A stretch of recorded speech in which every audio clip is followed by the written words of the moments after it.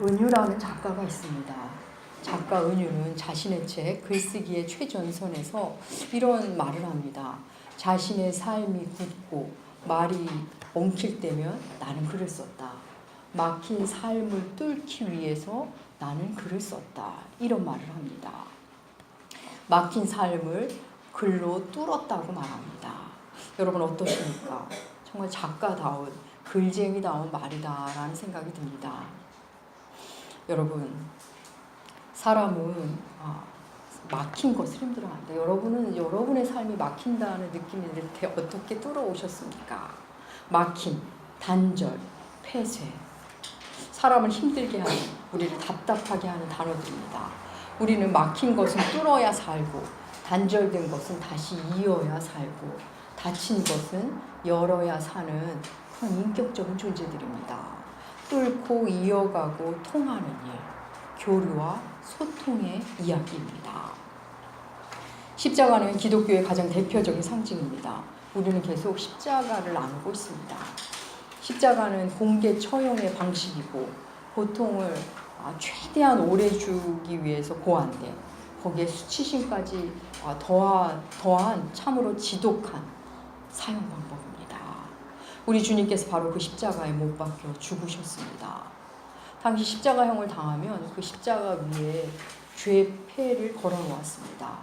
그 십자가로 죽는 사람의 죄목을 적어서 못 박아 그 위에다 박아놓은 것입니다. 너희도 이런 죄를 지었다가는 십자가형이야. 로마 제국은 죄패로서도 그렇게 다스렸습니다. 주님의 십자가 위에도 당연히 죄패가 있었습니다. 그 죄패를 빌라도가 썼습니다. 로마 총독 빌라도가 주님의 죄패를 써서 주의 십자가에 달아놓았습니다. 그 내용은 나사렛 예수 유대인의 왕. 빌라도는 이 말을 히브리어, 로마어, 헬라어 이 세 가지 언어로 썼습니다. 여러분 왜 굳이 이 세 가지 언어로 기록했을까요? 기록되었을까요? 여러분 십자가 사건은 인류 역사상 가장 중요한 사건입니다. 그 현장에서 일어난 일들은 의미 없는 것이 없습니다. 모두 다 중요한 의미가 있습니다. 오늘은 주님의 십자가 위에 있는 그 배, 그 의미를 함께 나눠보도록 하겠습니다. 십자가와 죄패는 언제나 한 쌍입니다. 십자가 처형이 확정되면 그 죄수의 죄목을 기록해요 십자가에 답니다. 십자가에 못 박히신 예수 그리스도, 나사렛 예수의 죄패에는 나사렛 예수 유대인의 왕 이렇게 기록되어 있습니다. 그런데 여러분 십자가와 왕, 십자가 위에 써있는 왕이라는 단어 말도 안 되는 것 아닙니까? 너무나 놀라운 조합입니다. 당시 사람들에게 예수의 죽음은 그냥 나사렛 출신의 목수의 죽음으로 보입니다. 혹은 자신이 하나님의 아들이라고 말한 미치광이의 죽음으로 보는 이도 있습니다. 혹은 혹시 자신의 죽음 앞에서 기적을 일으킬 선지자일지도 모르겠다라는 시선이 있었습니다. 그 정도의 시선이었습니다. 그런데 바로 그 예수의 십자가 위에 그 죄패에 나사렛 예수 유대인의 왕 이렇게 기록되어 있습니다. 사실 로마 총독 빌라도는 예수에게서 어떤 정치적인 죄목, 십자가에 못 박을 정도의 심각한 정치적 죄목을 찾지 못했습니다. 유대인을 잘 다스려야만 로마 중앙정부의 인정을 받을 수 있는 빌라도로서는 이 사건만큼 골치 아픈 사건이 없습니다. 어서 이 사건을 끝냈으면 좋겠습니다. 자신의 입지도 그렇고 고집스러운 유대인들과 사이가 나빠져야 좋을 것이 하나도 없습니다. 정치범으로 넘어오긴 했지만 죄목으로 쓸만한 것이 마땅한 것을 그는 도무지 찾을 수 없었습니다. 그는 고심 끝에 예수의 죄패에 나사렛 예수 유대인의 왕이라고 기록합니다. 빌라도는 유대인들의 그 진리 논박이, 그들의 율법 논쟁이 지긋지긋합니다.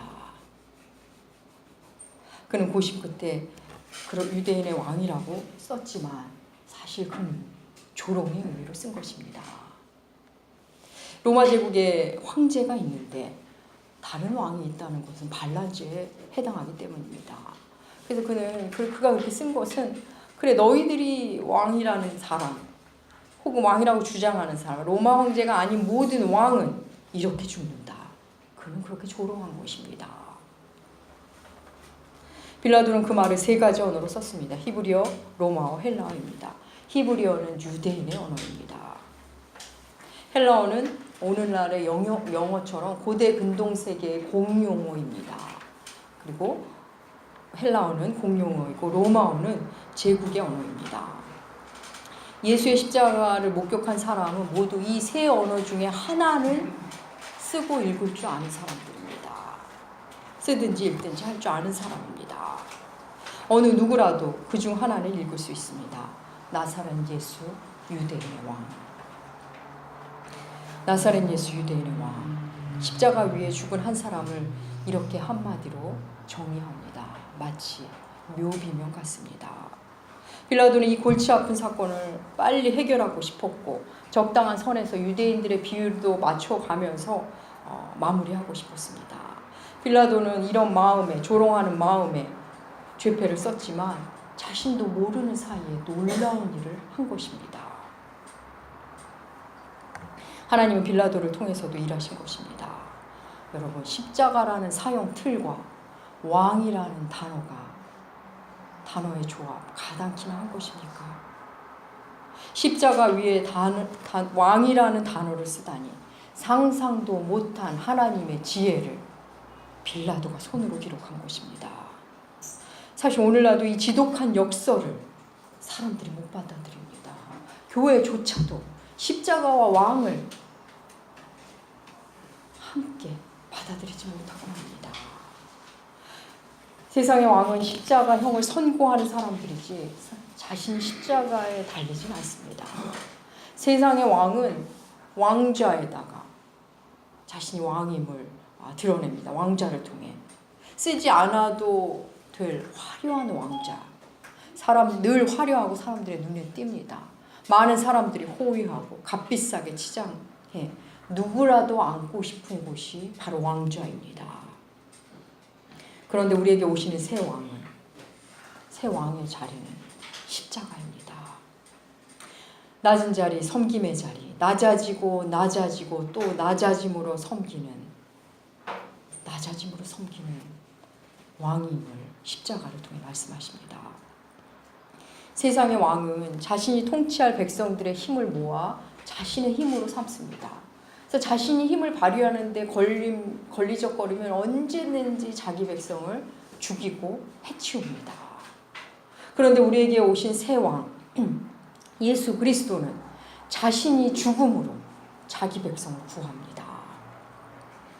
예수 그리스도 그분은 낮아짐으로 왕이 되신 분이십니다. 여러분 하나님이 사람이 되어 이 땅에 오셨다. 너무나 놀라운 낮아짐입니다. 근데 그냥 사람이 되었다는 것만으로는 부족합니다. 사람 중에서도 더 낮아지고 낮아진 인간 중에서도 더할 수 없을 정도로 낮은 삶을 사셨습니다. 나사렛 예수, 출생, 말구유, 사망, 십자가 위. 그렇습니다. 말구유에서 태어나셔서 십자가 위에서 죽으셨습니다. 도무지 이해할 수 없는 새로운 왕의 모습입니다. 하나님은 전혀 새로운 왕의 모습으로 이 땅에 오신 것입니다.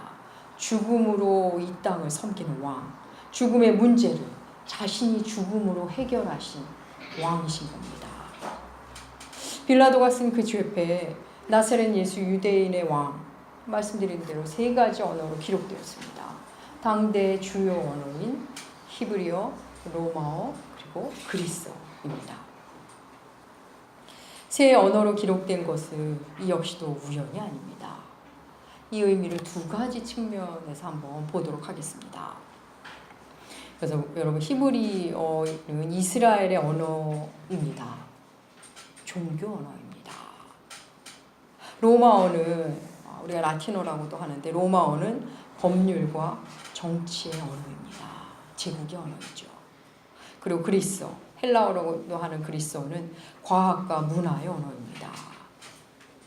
그래서 일본의 신학자들은 말합니다.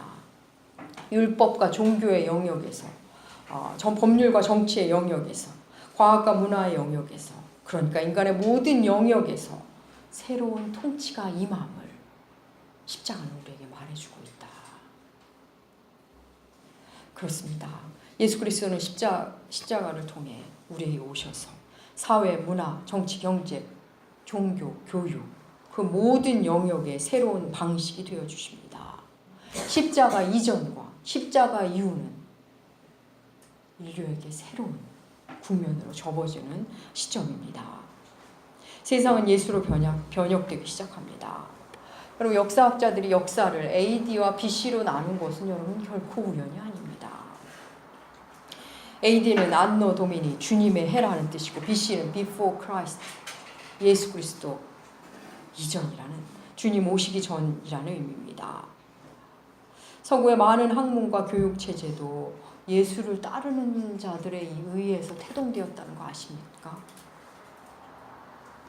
노예제도를 철폐하고 어린이와 여성들의 인권이 향상되고 그 모든 것 중심에도 예수가 있었습니다. 많은 예술과 치유 활동에도 언제나 예수의 사람들이 있었습니다.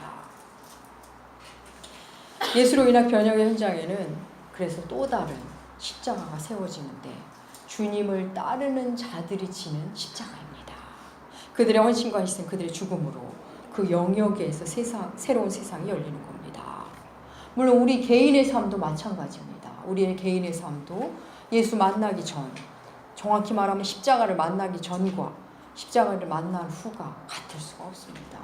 우리의 개인의 삶도 BC와 AD가 있기 마련인 것입니다.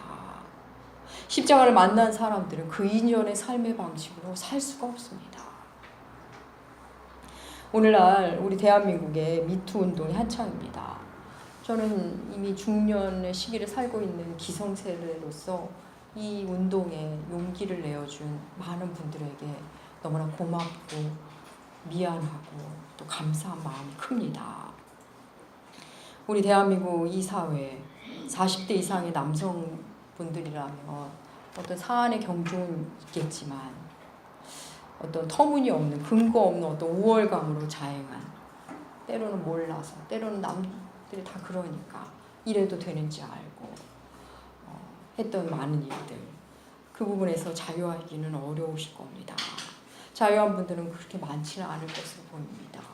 우리 사회에 숨겨진, 그렇지만 만나야 할 단면입니다. 듣기도 읽기도 힘든 우리 사회의 추함을 듣고 읽으면서 여러분들도 마음의 참담함이 크셨을 겁니다. 저도 마음의 참담함이 너무 크지만 그래도 한편 감사함도 큽니다.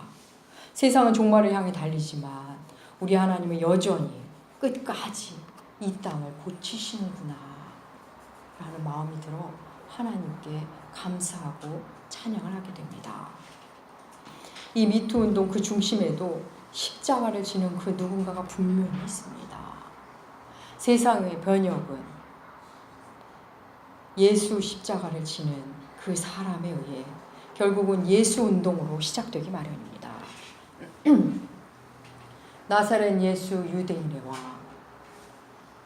주님의 이 죄패가 세 가지 언어로 기록된 또 하나의 이유. 십자가를 바라보는 이와 소통하시겠다는 하나님의 뜻이 담겨 있는 겁니다. 히브리어를 쓰는 유대인들이 어떤 사람입니까? 예수를 고소하고 공격하고 예수님께 잔뜩 화가 난 사람들입니다. 그래서 기어이 예수를 죽게 한 사람입니다. 또 로마어를 쓰는 로마인들은 어떤 사람입니까? 예수를 무시하고 예수를 조롱하고 예수를 피곤해한 사람들입니다. 그럼 헬라어를 쓰는 그리스 사람들은 또 어떤 사람들입니까? 예수를 어리석다 하고 관심도 주지 않고 예수 앞에서 우월감에 사로잡힌 사람들입니다. 우리 주님은 그들이 어떠하든 그들의 언어로 그들에게 들어가시겠다는 겁니다.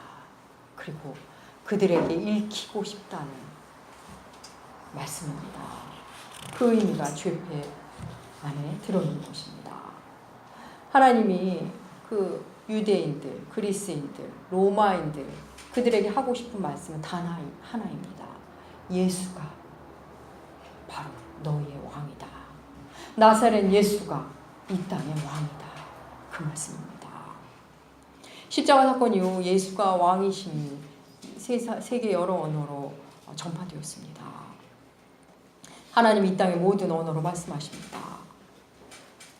주님의 십자가 위에 죄패가 당시 통용되는 모든 언어로 기록되었다는 것은 우리와 소통하시기 위해 이 땅에 오신 하나님, 십자가로 하시고자 하는 하나님의 마음이 드러난 은유와 상징인 것입니다. 여러분, 사람은 본디 하나님과 대화하는 존재였습니다.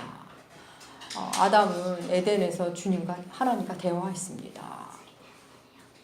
심지어는 범죄 직후에도 아담과 하나에게 하나님은 물으셨고 그들은 하나님께 답변했습니다.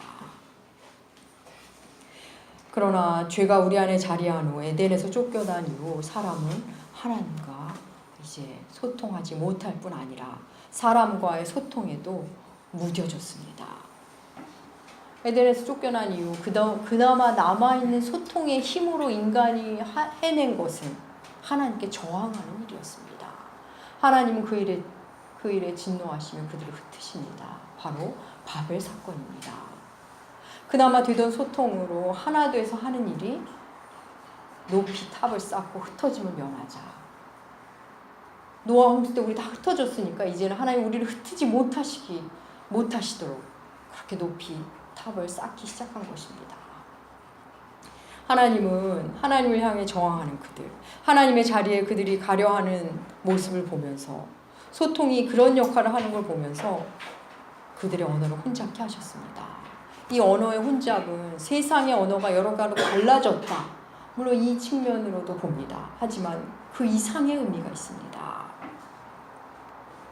이제 하나님과의 소통은 물론 사람과의 소통도 배나 힘들어졌다는 것을 보여주는 사건입니다. 여자와 남자의 언어가 다르고 아이와 어른의 언어가 다르고 청년과 노인의 언어가 다릅니다. 인류는 선악을 알게 하는 나무의 실과를 먹은 이후 창조주와의 관계가 무너진 것을 시작으로 자연과도 소통을 잘 못하고 같은 사람들끼리도 소통이 무뎌지고 힘들어졌습니다. 당시 통용되는 모든 언어로 나사렛 예수 유대인의 왕, 이렇게 주님의 머리 위에 붙여있는 것은 이제 그 막힌 담을, 그 엉켜진 소통을 십자가로 소통하시겠다는 하나님의 뜻인 것입니다. 사랑하는 여러분, 예수님은 우리의 언어로 말씀하십니다. 모든 사람의 눈높이로 말씀하십니다. 사춘기 때는 사춘기의 언어로, 노인에게는 노인의 언어로, 농부에게는 농부의 언어로, 과학자에게는 과학자의 언어로 다가오십니다. 이 얼마나 놀라운 일입니까? 이것이 바로 십자가 사건으로부터 시작된 것입니다. 사랑하는 여러분, 십자가를 만나면 이제 하나님과 소통이 시작된 겁니다. 나의 언어로 찾아오신 그 하나님을 만나게 됩니다. 나의 언어, 나의 슬픔, 나의 기쁨, 나의 절망, 그 나의 언어로 찾아오신 주님을 조금씩 만나며 그분의 언어를, 우리의 언어를 들으신 그분이 그분의 언어를 우리에게 알려주십니다. 하나님의 언어를 우리는 하나둘씩 배워갑니다. 거룩, 순종, 믿음, 은혜, 복, 이렇게 하나님의 언어를 우리는 새롭게 배워갑니다. 그렇게 십자가를 만난 사람들은 사람들과의 소통을 시작합니다. 우리에게 오신 하나님, 우리의 언어로 오신 예수 그리스도, 그 예수를 만난 사도 바울은 자신의 삶의 태도가 어떻게 바뀌었는지를 고린도전서 9장에서 이렇게 말합니다. 고린도전서 9장 19절에서 21절까지의 말씀 주보 안쪽에 써놓았습니다. 우리 함께 읽도록 하겠습니다. 내가 모든 사람에게서 자유로우나 스스로 모든 사람에게 종이 된 것은 더 많은 사람을 얻고자 함이라. 유대인들에게 내가 유대인과 같이 된 것은 유대인들을 얻고자 하며 율법 아래 있는 자들에게는 내가 율법 아래 있지 아니하나 율법 아래 있는 자 같이 된 것은 율법 아래 있는 자들을 얻고자 함이요 율법 없는 자에게는 내가 하나님께는 율법 없는 자가 아니요 도리어 그리스도의 율법 아래에 있는 자이나 율법 없는 자와 같이 된 것은 율법 없는 자들을 얻고자 합니다. 사도 바울은 예수님을 만난 이후 많은 찌름 끝에 점점 놀라운 자유를 만납니다. 사도 바울은 말씀의 메인자가 되자 다른 부분에서 모두 자유해짐을 스스로 경험합니다. 그런데 그 자유함으로 스스로 사람의 종의 자리로 가게 됩니다. 스스로 갑니다. 그 사람들의 시선에 맞춰 그들과 소통합니다. 이유는 단 하나, 그들을 예수께로 인도하고자 함입니다. 그래서 유대인에게는 유대인으로, 율법 아래 있는 자에게는 율법 아래 있는 자처럼, 율법 없는 이방인을 만나면 율법 없는 이방인처럼 그들에게 다가갑니다. 소통하는 자의 유연성, 십자가를 아는 자의 유연성을 마음껏 발휘하며 사람과 소통을 하는 겁니다. 이것이 바로 십자가를 만난 사람의 태도입니다. 여러분, 예수를 믿는다고 하면서 여전히 고집불통이고 독분일 장군으로서 사는 사람들, 사실 아직 예수 십자가를 못 만났을 가능성이 큽니다. 여기서는 본질에 대한 주관과 소신을 말씀드리는 게 아닙니다. 그냥 감정적인 고집을 말씀드리는 겁니다. 아무 의미 없는 자존심을 붙잡고 울그락불그락하며 사는 겁니다. 믿음도, 순종도, 사랑도, 은혜도 모두 다른 나라의 언어일 뿐입니다. 여러분, 오늘 설교 제목이 십자가, 소통의 창구입니다. 여러분, 하나님과 소통이 안 된다고 생각될 때 십자가로 나오셔야 합니다. 십자가로 되돌아오셔야 합니다. 또 사람과 소통이 안 되어 힘들 때, 어떤 사람으로 인해서 내가 너무 힘들 때, 혹은 어떤 사람이 나로 인해 너무 힘들어하는구나를 발견했을 때 우리는 십자가 앞으로 나와야 합니다. 십자가가 우리의 막힌 관계를 뚫어줍니다. 작가 은유는 자신의 삶이 막힐 때 글쓰기로 그 막힘을 뚫었다고, 그 막힌 삶을 뚫었다지만 우리 그리스도인들은 십자가로 뚫어야 합니다. 그렇게 뚫어보면 십자가 앞에 서는 것 밖에는 방법이 없다는 것을 만나게 됩니다. 십자가 앞에 다시 서면 다시 믿음, 다시 용서, 다시 화해, 다시 순종, 다시 평안이 가능해집니다. 사랑하는 여러분, 주님은 십자가 위에서 자신이 왕이심을 보이십니다. 이 땅의 새로운 왕, 기존의 질서를 완전히 전복시킬 우리의 왕, 그분은 우리를 위해 십자가 위에서 죽으심으로 왕임을 스스로 선포하셨습니다. 십자가 사건 속 최고의 권력자 로마 총독 빌라도는 참 지독한 악역을 담당하면서 그 사건에서 쓰임받습니다. 십자가 위에 왕이라고 쓰는 첫 번째 사람이 됩니다. 히브리어, 로마어, 헬라어로 쓰인 그 죄패, 나사렛 예수 유대인의 왕, 그들에게는 죄패였지만 우리에게는 복음입니다. 사랑하는 여러분, 우리의 왕 예수는 죽으심으로 왕이 되신 분입니다. 우리는 그분을 따른다고 하는 그리스도인입니다. 섬김의 왕, 겸손의 왕, 그분이 진짜 우리의 왕이십니다. 예수는 오늘도 우리의 언어로 오십니다. 모든 연령, 모든 직업, 모든 시대, 모든 민족, 그 누구에게도 예수가 허락되지 않은 사람은 없습니다. 주님, 오늘도 내 모든 슬픔, 내 모든 초라함, 나의 절망, 그리고 나의 기쁨, 나의 특이함, 나의 평범성, 내가 가진 여러 언어의 모습으로 내게 오십니다. 그분의 유연성, 그분의 포괄성, 그분은 우리를 읽으실 뿐 아니라 우리에게 읽히시길 원하십니다. 사랑하는 여러분, 그분과 소통하면 땅에 우리가 하늘의 언어를 배우게 되고, 그분의 통치를 받으면 땅에 살고 있으나 하늘의 사람이 됩니다. 사랑하는 나무교회 교회 여러분, 사순절 기간입니다. 십자가를 만나시기 바랍니다. 그 놀라운 지혜, 그 놀라운 능력, 말로 다 할 수 없는 십자가, 그 십자가의 의미를 부디 만나시고 십자가의 은혜 속에 사시는 여러분들 나무교회 되시기 축복합니다. 기도하겠습니다. 하나님 아버지, 십자가 말로 다 할 수 없는 은혜와 사랑, 진리 그 자체, 십자가의 언어를 배우고 싶습니다. 십자가로 우리의 삶을 뚫고 싶습니다. 십자가로 하나님과 사람과 자연과 그리고 나 자신의 존재와 소통하는 우리가 되게 하여 주시옵소서. 감사드리며 존귀하신 예수님의 이름으로 기도합니다. 아멘.